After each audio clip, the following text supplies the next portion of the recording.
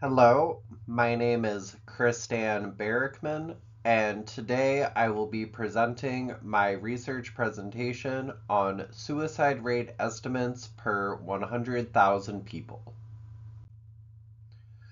The dataset that I chose was entitled Death Rates for Suicide by Sex, Race, Hispanic Origin, and Age, United States. This data set was created on April 21st, 2022.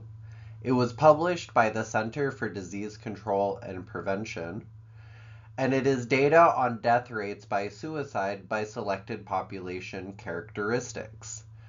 The reason that I chose this data set is because it had over 6,000 entries going back to the 1950s with a variety of interesting crosstabs.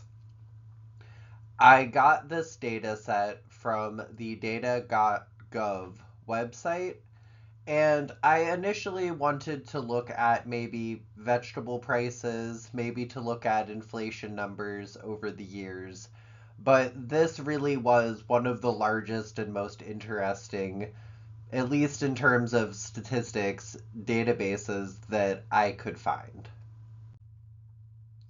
The motivation behind this analysis is to isolate some data points, to then run mean, average, median, average, minimum value, and maximum value analysis, and to answer some research questions. There are some limitations to my ability to do this analysis. Namely, I am not a trained sociologist, so my analysis as to why the trends in suicide might have increased or decreased are purely anecdotal. I am also not a trained statistician, so my analysis of the data is some pretty basic statistics. The research questions that I chose were: how do death rates by suicide between the years of 1990 and 1999, and death rates of suicide between 2000 and 2010, between white males and white females, and death rates by suicide between the years of 1990 and 1999, and death rates of suicide between 2000 and 2009, between black males and black females compare. My second research question was: how do death rates by suicide between the years of 1990 and 1999, and death rates of suicide between 2000 and 2010 among young adult males and young adult females, and death rates by suicide between the years of 1990 and 1999, and death rates between 2000 and 2009 among middle-aged males and middle-aged females compare. The results for the first question are as follows. The difference between black females in the 90s versus the 2000s was not significantly different. Black male rates of suicide went down by about 10% between the 90s and the 2000s. Compared to white females, their rates of suicide between the 90s and 2000s were not significantly different. And white male rates of suicide went down by less than 5% between the 90s and the 2000s. For my second question, I looked at the differences of rates of suicide between young adults and middle-aged people. For the purposes of my analysis, young adult was defined as 15 to 24, and for the purpose of this analysis, middle age was defined as 45 to 65. The results are as follows.